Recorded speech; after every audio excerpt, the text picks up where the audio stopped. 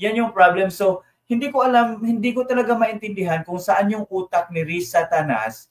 Dahil nga, di ba, she's a champion of democracy, a bastion of free speech. Kasi dapat may boses lahat ng mamamayan. Pero the moment na nagsulat lang naman ako ng summary, may cyber libel na ako. Oh my fucking goodness.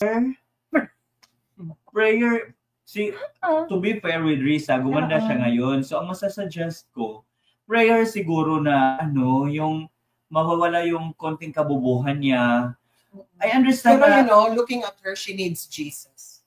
And yan, Risa Hontiveros, ang panawagan ko sa'yo is, may mga bagay talaga na hindi nadadala sa index card. Okay? May mga bagay na kailangan ng common sense, may mga bagay na kailangan mong pag-isipan na ikaw mismo. Hindi yung may nagdidikta sa'yo on what to do. I know. Sa PR na perspective, what she is currently doing is a damage control. Gusto niya i-control yung narrative because nga, damage na siya. May na sa kanya. Wala na. Make it appear that, she's committed doon sa intention. Pin down Pastor Tapos, Toy, correct. Tapos, ang isa pang punto dito, Risa Hontiveros, bakit ang tinarget mo lang for your cyber libel cases ay mga pro-Duterte supporters? So, hiningi niya tulong ng NBI kasi meron daw syndicated na effort in order to put her down or whatever she means, ganyan. So ngayon, parang I do not know what they're trying to do, no? Parang are they saying na kapag ikaw nag-share ka ng content, does that mean, 'di ba? Meron ng conspiracy, ganyan. So parang ang labo naman na gano'n, 'di ba? Yung nila. Actually, ang hindi ko rin maintindihan because I haven't shared the video. Yeah, you only made that. Ang ginawa ko, summary. So, pinanood ko yung video, nag-summarize ako point by point sa lahat ng mga sinasabi ni alias Rene. Yeah. Then I posted it. And what's more funny about it is the fact na after my post gained traction, mga 12,000 shares ata, bigla siyang tinanggal ni Meta. Tapos, banned ako for a month. And then, yung violation ko daw is coordinating harm and promoting crime. Paano naging coordinating harm and promoting crime when I only summarized the testimony of alias Rene? That's true. You know what I mean? Diba it's kind of unfair because wala namang fake news doon, walang additional information, walang exaggerated statements. I only plainly posted about what has transpired on the video. Yan yung problem. So, hindi ko talaga maintindihan kung saan yung utak ni Riz Satanas dahil nga, 'di ba, she's a champion of democracy, a bastion of free speech kasi dapat may boses lahat ng mamamayan. Pero the moment na nagsulat lang naman ako ng summary, may cyber libel na ako. Oh my fucking goodness. Mas malala pa nga yung ginawa ko. Ako yung first na nag-share, di ba? Exactly. Mas malala. Bardagulan pa. Pero mas gusto ko yung mga nag-comment dito. Yung video mismo nung lalaki. Tapos tinag ko pa siya. Hoy, off topic daw muna. Skincare reveal naman kayo dyan. Ang gaganda ng mga kutis. Actually, ako lang ang hindi maganda yung kutis kasi nag-breakout na naman ako. There is this one product pero yung itsura mo, parang parang natural na talaga parang rosy cheeks ka lang. Durian lang po yung kinain. Kumain kami ng durian, guys. Ang mahal-mahal ng durian ngayon. Tapos, tingnan niyo yung effect ng durian, guys. Yan. So, guys, just a disclaimer, we will use this channel soon para magla-live kami. So, iba yung iba yung kay Joey kasi alam namin pang matalino yung sa kanya. Charity ako. Sa amin ni Pau, pang bardagulan ng kami, guys. Ng charity naman. Charity. Si Princess Diana kasi. Princess Diana. Ako si Princess Sarah. Maldita with a heart. Ako si H. Heart Evangelista. Correct. Oo. H na. Pero may tanong ako sa inyong dalawa. Ngayon na obviously, pinakita na yung names ninyo. How do you guys feel? I don't fucking care. Oo. To be honest. Kasi from the very beginning, alam naman talaga ng mga followers ko kung ano yung real name ko. Mm. It's just that I don't wanna be called by my real name, Alex. It's kind of, it's a common name, Mm-mm. di ba? So yung Tio, it's unique. Unique ako, almost perfect ako eh, di ba? Pero yung spelling ni H-T-I-Y-O. H-T-I-Y-O. Ay, yeah! Bobo kasi yun. Tiwakwa. Hindi marunong mag-spell. T-I-Y. Kung magko-call out kayo sa akin sa social media, make sure naman na tama yung spelling, huwag yung very, very vernacular. Feeling ko sila lang din may gawa niyan kay Rene. Patibong yan si Rene para sa inyo mga DDS vloggers. Pero ako, I don't think na ganon, na parang patibong lang siya or ano, kasi parang, well, there is a possibility na tama yon, pero medyo far-fetched na patibong siya. Kasi guys, walang panalo si Risa dun sa pagtalikod ni Rene. Kasi nga, why did your witness turn against you? Diba? Hindi, ang point ko nito, ang question ko na hindi masagot-sagot ni Risa Hontiveros is the fact na ginawa niyang gospel of truth si alias Rene when she accused Kibuloy of the cases na final niya, 'di ba? Pero ngayon na bumaliktad, biglang naging fake news, biglang naging of falsehood si alias Rene. So if we follow the same line of thinking, it only means na all things that Rene have uttered during the Senate hearing are false, di ba? If follow natin si Risa Hontiveros. Pero ang hindi ko talaga maintindihan, guys, is yung fact na, number one, why is she filing cyber libel cases to the people who are only sharing verifiable information or publicly available information? It's not cyber libel, guys, when you are only summarizing someone's testimony. Correct. It is cyber libel. And even sharing the content when it is publicly available. That's true. When people share contents, okay, especially this one, ang tinutukoy niya si Risa, and Risa is a public official. Naman, Risa, putang ina naman. Just go. Risa, tanas ka nga because alam mo ba, Risa, sobrang hassle yan. Tapos alam naman namin, hindi naman kasi kami bobo, hindi katulad mo. Alam namin if ano yung elements ng cyber libel. Ang hindi ko maintindihan, you are using the taxpayers' money to go against the taxpayers who are criticizing you. That is not a mark of a good leader. Correct. That is a mark of an oppressor. Risa Tanas, you are not yet the President of the Republic of the Philippines, but you are already oppressive and abusive. What does that tell you, di ba? What does that tell everybody about diba? You? About her. Imagine, so you're a fake advocate of democracy because you don't want to be criticized. A true leader must be open to criticism. If you don't want to be criticized by the public, then go private. Resign from your position. Find another job. Or maybe go to a non-government organization. Ikaw ang magre-narinahan doon. Baka gusto niya maging aesthetic doctor. Hindi pwede kasi parang kulang siya sa chin filler, sa Jotox. If mo si Risa, teka, hanap tayo ng picture ni Risa. Yung before nakita ko na yan lahat. Teka, asan ba? Wait. Hanap tayo ng picture ni... Ay, nag-live ka pala, Pao? Yeah, hi everyone. Wala tayo sa Facebook eh. Nasa YouTube lang tayo. Okay. Okay. Hello, Paulus, followers. Mag-send kayo ng star, guys. Kasi kawawa naman si Paulo. Hindi, mag-send kayo ng stars because yung stars ninyo, ginagamit yan ni Paulo sa charity works niya. And of course, hindi namin sinasabing namimera kami. Parang indirect na pamimera naman. But for the goodness. For the goodness. For Naku, the goodness. Kaya ano nila, ay ate, Malasira pala si Tita ngayon. Nagpa-makeup, may time magpa-makeup si bakla. ganda ni Hindi ante sa mo. makeup, may ano siya, Jotox, may Kung may kunwari, filler ano na yung siya. isasuggest mo sa kanya na ano? Ano siguro prayer? Prayer, to be fair with Risa, gumanda siya ngayon. So, ang masasuggest ko, prayer siguro na, yung mawawala yung konting kabubuhan niya. I understand Pero na, looking at her, she needs Jesus.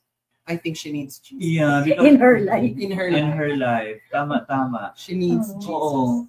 Kasi Risa, you're a public figure. Tapos si alias Rene, dito ako. Hindi ako patatalo kay Joey. Sa akin ang moment na to. Risa Hontiveros, you're a public figure. You should be open to criticisms. Do not be onion-skinned. Okay?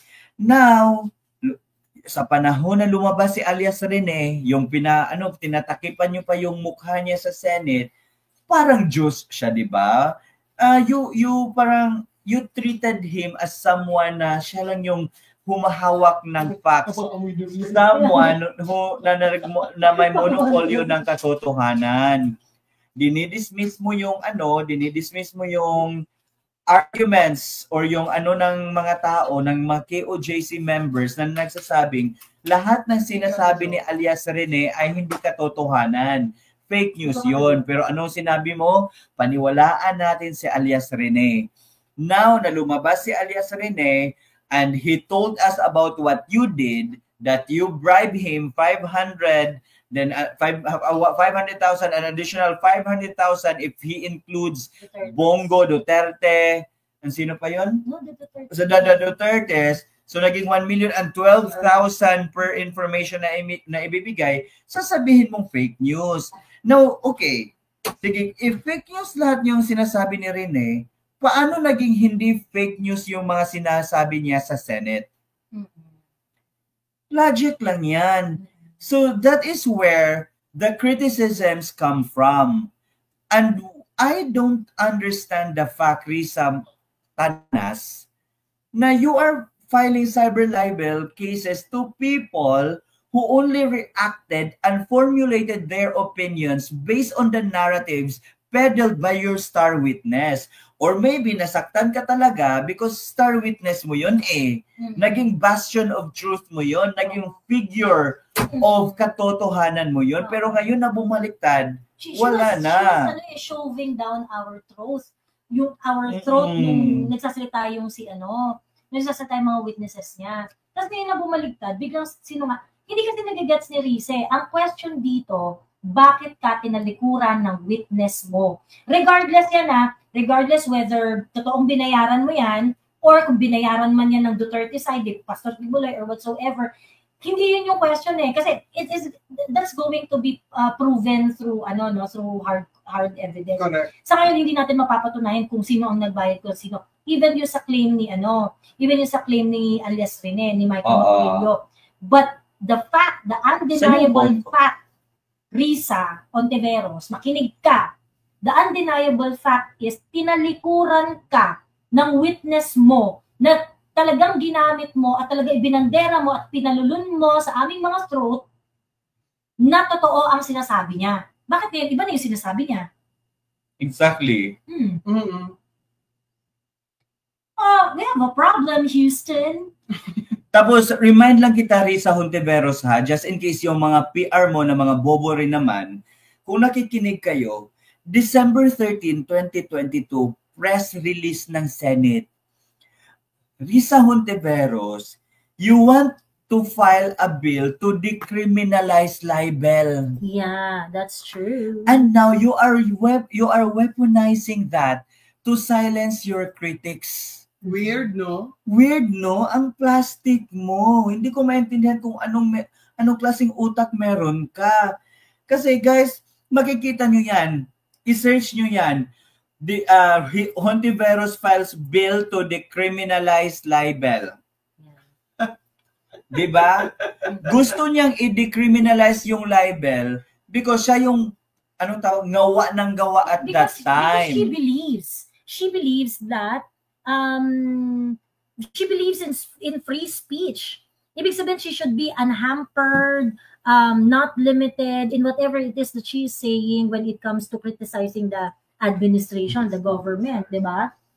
Correct. Yun yung gusto mong mangyari. But what happened now? I mean, Oh, ano na ngayon? So clearly, you are weaponizing the law because you have the budget. Now, since you have the budget, you are legally harassing your critics for them to be silent. And yan, Risa Hontiveros, ang panawagan ko sa'yo is, may mga bagay talaga na hindi nadadala sa index card. Okay? May mga bagay na kailangan ng common sense, may mga bagay na kailangan mong pag-isipan na ikaw mismo. Hindi yung may nagdidikta sa'yo on what to do. I know. Sa PR na perspective, what she is currently doing is a damage control. Gusto niya i-control yung narrative because nga, damage na siya. May ano na sa kanya. Wala na. make it appear that she's committed doon sa intention Oo. na pin down Pastor Tapos, Toy, ganyan. Correct. Tapos, ang isa pang punto dito, Risa Hontiveros, bakit ang tinarget mo lang for your cyber libel cases ay mga pro-Duterte supporters? Si Attorney Libayan kasama. Si Attorney Libayan. But why are you not filing cases sa mainstream media na sila mismo ang unang namudmod? Oo. Diba? Lord, sabihan mo yung mga researcher mo, Risa. Mainstream media, sila yung nag-legitimize ng issue na yan because they covered alias Rene. Correct. Ginamit nila. At magpasalamat ka din sa mainstream media because despite having a shallow statement about it, they covered your statement, your defense. So bakit walang cyber libel sa mainstream media? Diba? That's one question. Second question is this. Bakit hindi mo finailan yung mga lawyers na nagsasabi na you have this pattern of bribing and ano yan? Planting witnesses. Yeah. Attorney Topacio, Yeah, if I'm not mistaken, 2023 pa ata or 2022, sinabi niya na ikaw ay nagbabayad ng mga witnesses. In fact, Risa Hontiveros was sued for it. Correct. She was Oh, sued she for was? it. Oh, Right. Vega, the name of the person who sued her Rob is was there. Vega. Hi, Rob! Hi, Rob. Nandito si Rob. Actually, dalawang phone ang ginamit namin, yung kay Paolo and yung kay Joey. Sa FB live kami sa page ni Paolo dahil siya na lang ang May live capability. May nag-comment dito, okay, i-follow na kita ulit, Tio. Thank you naman. Pero guys, ito yung sinasabi ko sa inyo. Ako, I am very rational, I am very objective when it comes to political issues. Alam yan ni Joey, alam yan ni Paolo. Yes. So even if Duterte supporter ka pa, if I think that there is something wrong with what you are doing, I will really call you out. Correct. Ang problem din kasi sa ibang DDS or yung mga nakafollow sa atin, the moment na may kinall out kang isang Duterte supporter, tinatawag ka ng double agent, bayaran. Can we just... Pero pag si Maharlika, Kaya nga, or pagka si Mother Canor, ang nang aaway ng mga Duterte supporters, okay lang. Oo. Kasi nga, may hinuhubaran daw. The case here is not about yung paghuhubad. Ang case here is, marami tayong mga problem sa bansa na dapat natin pagtuunan ng pansin. Ang sa nakikita ko ngayon, ang focus na ng awayan ay yung mga issues na nire-raise ni Maharlika. Buhay ni PRRD, buhay ni Hanilet, buhay ng mga girlfriend ni PRRD. Ano ang pakialam niya sa buhay nila? Diba? Wala. So guys, ako, I am very objective and I am not a blind follower. Yeah. I'm not a blind follower. I use my own brain to analyze things, to assess the situation, and doon ako nagfo-formulate ng opinion ko and yung viewpoint ko on how to explain things out. So kung nakikita ninyo, I am not peddling the narratives of other DDS bloggers and bloggers. Correct. I have my own ideas, I have my own opinion piece, I have my own article because I am capable of thinking and analyzing things. And you know what? Last election, hindi ako nagkakamali. When I posted about Amy Marcos, you told me I'm a double agent, but then after a few days lang, BP Sara endorsed Amy Marcos. Pero ano lang, Tino, Diba? parang weird lang na parang sa dami-dami naman nag-share no, nabigay ng opinion and all. Bakit kayo lang? Targeted niya. Targeted. It's a targeted harassment. You know what, guys? Legal harassment. When we say legal harassment, the person is using the current legal framework to harass an individual for them to keep silent. Diba? Yeah. Kasi nga, guys, kung for example, for an ordinary person na hindi sanay nakakatanggap ng sabina or ng summon, matatakot yan, mag-hysterical yan, and mag-anxiety yan, ganyan. Pero for some people who understand the law and who know how to navigate the law, easy lang yan. 'Di ba? That's right. So ito lang guys, ang panawagan ko lang talaga is let us not be silent by Risa Hontiveros and the rest of her, what do you call that, allies in the Liberal Party. Because they have been using this playbook since time immemorial. If they want to eliminate someone in the picture, they will file multiple cases against that person para oh my God, matakot or mo give in or ganyan. So yan yung nangyayari ngayon. And I don't really understand nga bakit of all the people who shared the video, look at TikTok. 'Di ba? So TikTok, millions of views na nag-share. Nagreklamo talaga ni Pao dyan, ba't hindi siya kasali? Oo. Si Paolo, actually, in all honesty sasabihin ko sa inyo, I haven't seen the video of alias Rene until Paolo shared it. Mm-hmm. So when Paolo shared it, nakinig ako, I jotted down all the information na sinabi ni alias Rene.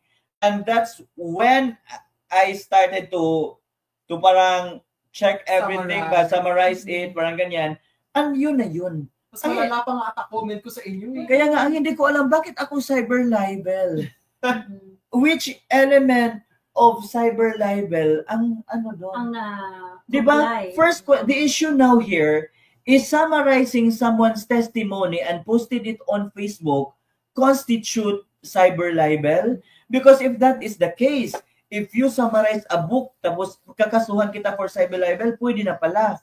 'Di ba? So it's really parang it's really a shallow PR attack from Riza. I understand na ang masasabi nila na okay, ganyan pa yan ka ngayon, what's strong ba? Ganyan pa yan ka brave si Tio ngayon kasi hindi pa siya nakulong.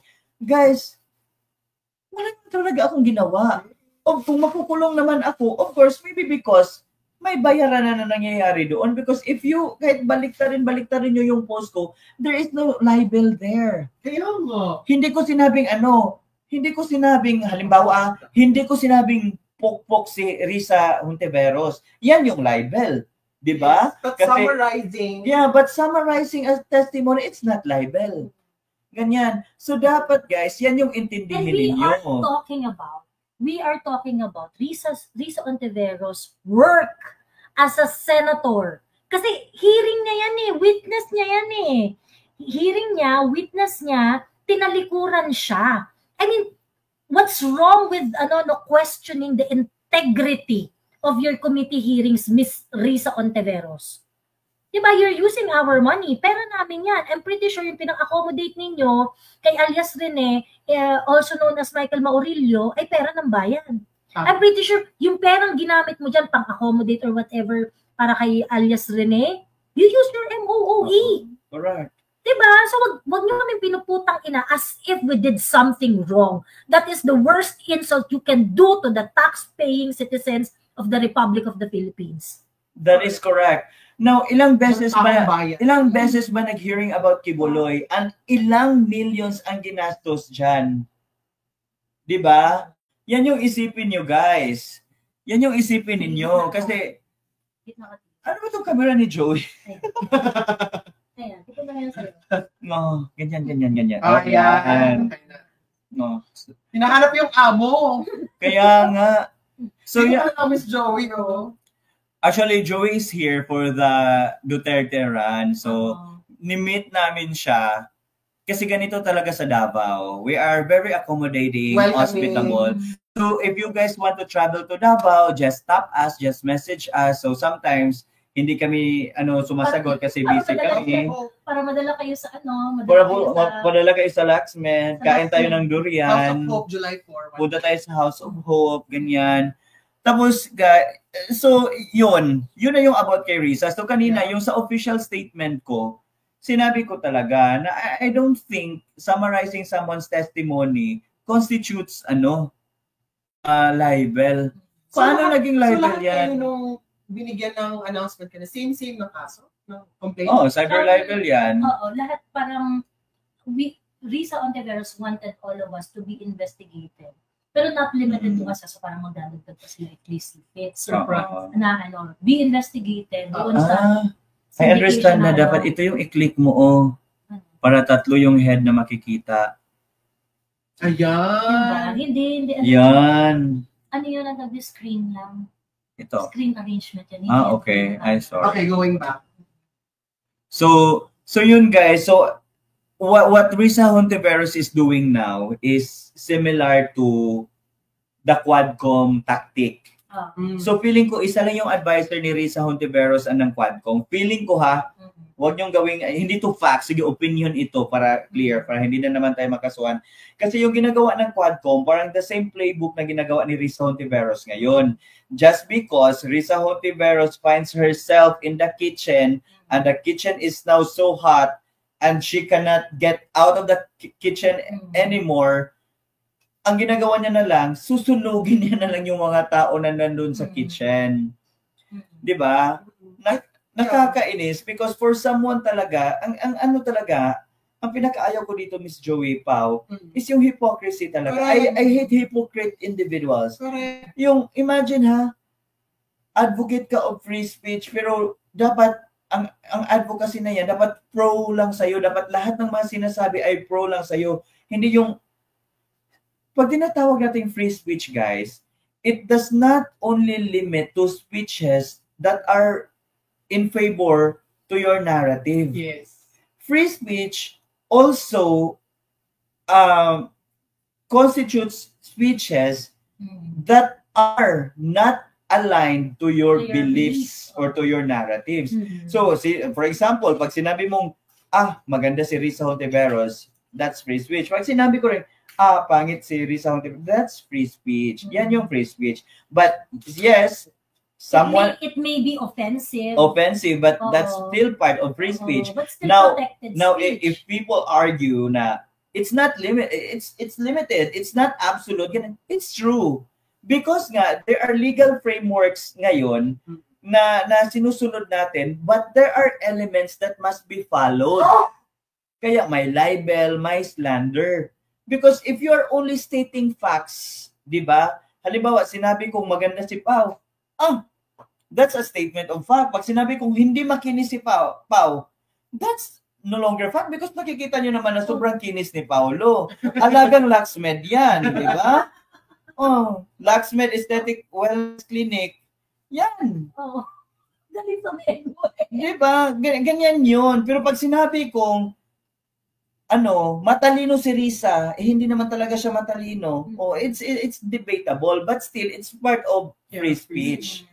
Ganyan. Hindi yung magnanakaw si Duterte, mamamatay tao, si Pipi Sara, Inday Lustay. Bakit pa pala hindi sila nakasuhan sa mga ganyan? Kaya nga, Fiona, si Inday Sara, ganyan. Di ba? Sinabi nyo, we are saying this because this is part of our freedom of speech and expression. But now that there are Duterte supporters telling the same things to the politicians or to the figures that these people are worshipping, automatically hindi na free speech. That's already a selective clamor. Oo nga. That kind of fulmination is something that I really abhor because I find it so cringe. Ang arte-arte ko naman. It really cringes me to hear such a statement, especially coming from people who have, not so pleasing personality. maintindihan ko pa sana kung maganda, pogi, or ganyan, or may muscle, pag ganyan-ganyan. O, di ba? O, alagang Arcadia yan. Ang V-line. Ang V-line. Ito. Alagang locksmith yan. Pero may time siya magpaganda, ha? Ganda niya kanina. Oo, in fairness. Oh, marami siyang pera eh. Marami siyang nalikom sa mga hearings niya. Tsaka, joke lang, Rita. Basa muna ako dito kay Paulo na ano. Sorry guys, medyo red talaga yung ano ko kasi galing ako sa derma, nagka-allergic reaction yung mukha ko. Can you file a counter cyber libel case against Honte since she named some personal as spreading pages? Hindi po, ay, pwede naman po, pero may big chance na hindi mananalo because again, ano yan siya eh? Putang ina. Can you file a counter cyber libel? I think different case, not necessarily cyber libel. I believe there would be available remedy for us. But ang ano kasi doon, is it worth it? Kung kunwari nagaganti kami, is it worth it? I'm not saying no. I'm not saying that we should do it. Ganon. Ay, hindi ba? Bakit nila natin dito? Ay, oo nga. Ibigay ko yung link. Hala guys, thank you na nandito pa. Hala, thank you sa mga nag-send ng stars kay Paolo. Thank you. You send more guys. Oy, tulungan din natin si Paolo dahil ginagamit niya yan sa mga charity works. Kasi hindi ako nahiya because there is really a cause. There's really a cause. Yes. May cause tayong especially sa House of pinaglalaban. Hope that we will be there July 4th, 1 p.m. Yes. As if naman nare-receive mo yun. Oo nga din, yun lang din. Ano daw? As if naman nare-receive mo yung stars. May na-receive na stars pero hindi nagko-convert into something. Oo, at saka DDS lang yung ginaganyan, no? Ang lala. Stampahan yun ng, I think, yeah, sa ethics complaint, pwede siguro. Hala, see? Oh my God, you guys are very generous. I just told you, nagjo-joke lang naman ako na mag-send kayo ng stars, pero nag-send kayo bigla. Gawin natin 1,000 stars tonight. Thank you. Salamat. Alam mo, matutuwa ang mga bata. Hala, tingnan nyo. Thank you, Sophia Hataya, Renz, Braille, Renz. Shout out to my best friend in Cebu, Mikay Tunyakaw. Hello. Mikay, mag-send ka na. Walang best friend dito. Andiyan ba si Sas? Hindi ko nakita sa SAS. Hindi ba? Dito kay Joey na naman tayo mag-shoutout. Sino i-shoutout natin dito? Ito, Si Chef Patrick! Sino si Chef Patrick? Ay, si Chef Pa! Nandito pala si Pa. Ay, oo, guys. If, nandito kayo sa Davao, punta kayo sa Fat Cow, Takaw, and Asian Cow. The best ang mga food dyan. Sa restaurant nila. I'm saying this not because I'm friends with Patrick, but I'm saying this because it's, oh my God, it's not debatable. Okay, off topic. May tanong ako sa inyo personally. What do you know about the house being sold? Oh my fucking goodness. I made a long discussion about it. Ano sasabi mo? Ay, kakaduplex mo, may magsasend ng super stickers. So. Hala, guys, mag-flex ako. Send kayo ng mga super stickers kay Joey or kay Paolo. Hala, 6. Thank you. Anong statement mo about the house being sold? I made a very lengthy discussion about it. Kasi I think that nagkamali talaga si Miss Hanilet doon sa pagbenta ng property. Nagkamali talaga siya doon sa pagbenta ng property. Kasi ganito, no? Ang mga facts kasi is that the property is allegedly under the name of Hanilet. Ako, I believe, yung na yan, kasi yun yung iniisip nila Pulong yun yung iniisip ng mga magkakapatid na mukhang na-transfer na yata sa kanya yung property. So let's not debate whether or not it is with Hanilet, the title is with Hanilet or not. Let's just assume, kasi hindi naman siguro ganun, hindi naman kikilos din kasi si Miss Hanilet na ibenta yung property kung wala sa kanya yung pangalan, diba? Kasi you cannot sell things that you do not own. So, I believe that Miss Hanilet is not that rude to sell property that is not hers. So, sa akin, malinaw tayo doon. Sige, kanya na yung property. But at the same time, that property is not a private matter. Okay? It is a public issue. Why? Okay? Bakit? Kasi yung property na yan, that is the representation of the entire political imagery of PRRD. Okay? Si PRRD, ilang beses niya sinabi, ako, nagserbisyo ako ni isang poste ng bahay ko, hindi ko dinagdagan. Tama. The entire political career, well, sabihin na natin yung time na nag-national, na nasa national scene si PRRD. Doon siya nakatira, doon sa bahay na yon.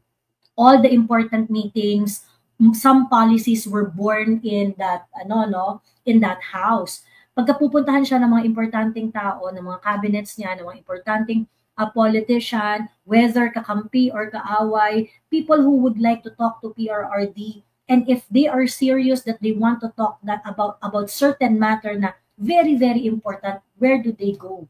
Not in Malacanang. They go in that house. And ikaw, and noong panahon ni PRRD, may badge of honor if you were invited in that house. Diba? If you were invited in that house. So, that house is actually very, very important, especially for Duterte supporters, because it is the embodiment of servant leadership. Correct. Diba? So, ngayon, napaka-importante, no? So, this is not a private matter, no? This is a public concern. This is a public concern. So, tigil-tigilan nyo na nga yung kakasabi na, ay, hindi private matter. Hindi po to private matter, okay? This is PRRD's manifestation of, tangible manifestation of his politics, his house.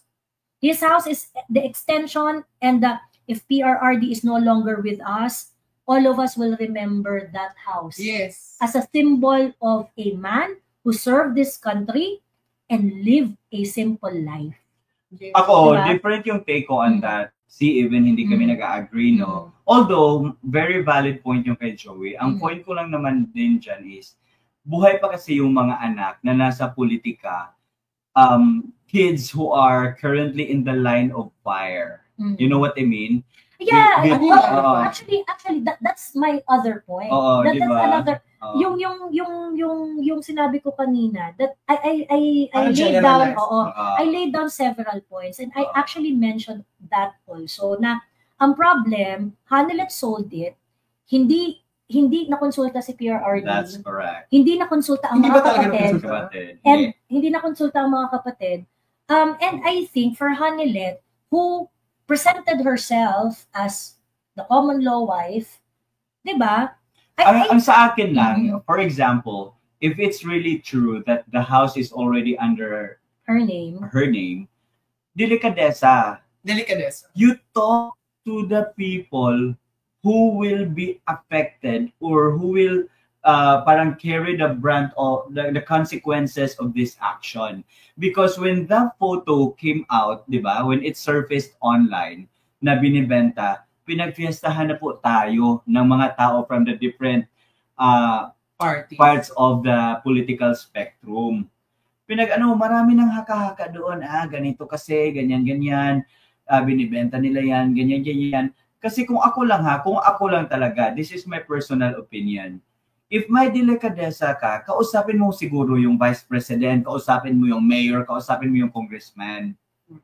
Diba? Or yung asawa. Hey, this is already under my name. Pwede ko bang ibenta ito with your permission? Hindi yung nagulantang na lang lahat, na shock na lang lahat. Because for sale na, may phone number, tapos nung may kumontak pa, highest bidder daw. What? Ang take ko din, parang ang weird lang na parang why would you put up a sale sign sa labas and natarpulin pa? Kung very influential ka naman, pwede ka naman mag-tap na lang to somebody, if you know somebody who can. Kung you really wanted to sell the house, parang ganun na yung take ko. Exactly. Tapos, if you look at it, there are many, rich, affluent people in Davao who are supporting Dutertes. And for sure, di ba, most of them, or if not all of them, are willing to buy that house. And it could have been better, just like what Paulo said, na why not doon mo na lang, ilobby mo na lang doon. Sa mga connections mo. Sa connections mo na, hey, do not publicize na, no? And you publicize. Tapos ngayon, oh my God, the Duterte family is all over the media again. For what reason? For selling a house. Doon ako medyo, I have nothing against Miss Hanilet. Just so everyone knows, be clear. I have nothing against her. Maybe valid yung emotions niya or whatever that she's feeling. But, okay. Oo, pero sana parang sa akin, it could have been better if kung gusto niyo talaga ibenta, pinadaan niyo na lang siguro sa mga connections niyo, kilala niyo sa ilalim. It doesn't need to be known by the public and hurt people unnecessarily. Oo. Right. Ayan. Ayun. Wala natawa ko. Meron siya sinabi sa akin, hindi ko pwede sabihin. Kaya nga. So medyo ako doon na parang sana it could have been, sana inisip niyo muna how would people would feel, how would the media would react, paano yung mga... Nandito nga si Alvin. Pakisabi nga si Alvin, kung nagla-live siya, umakyat siya. Ang dami naming tanong sa Hague. Tama na yung kaka-interview mo. Ay, oo nga. Teka, isasal ko yung link. Isa pa, ang hindi ko maintindihan is this.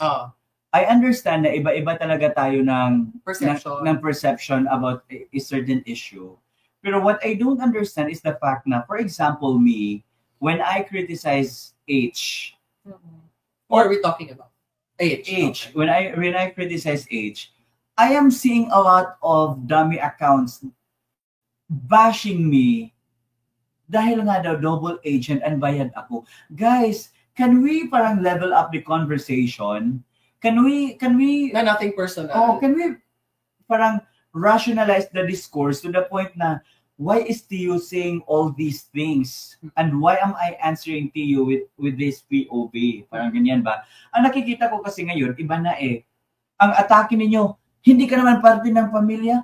The hell I care. Did I ever claim that I'm part of the Duterte family?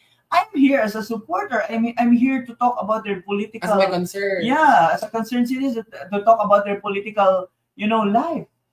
I am not here to talk about their private life because I know that I have my own private life to attend to. Diba? Para mga ganyan. So, hindi ko maintindihan is, biglang dumami yung mga dami accounts telling me, name-calling, mga negative feedback about me. Guys, your expletives no longer works now. It has lost potency for me. Yes. And can I just read this? Sabi ni Maris, wrong timing ang pagbenta ni Madam Hanilet. Bakit gayon? Bakit kung saan malungkot si PRRD, hindi ba niya na-realize na pwede ma-depress si Tatay Digong sa loob? That is so true. Hindi tayo makialam din yung personal life. O see? Di ba we are discussing a very rational conversation tapos biglang may sumulpot na mga troll na hindi naman kayo part ng, ikaw, part ka ba ng pamilya? Why are you defending them? Are you part of the family? No, you're not part of the family. Correct. Tama. Diba? Sige, basa ko nito.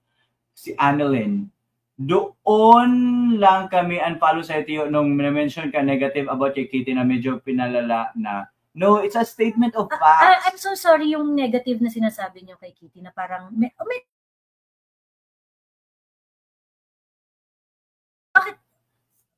unreasonable ba yung pagtatanong? Explain ko yan. Explain ko yan.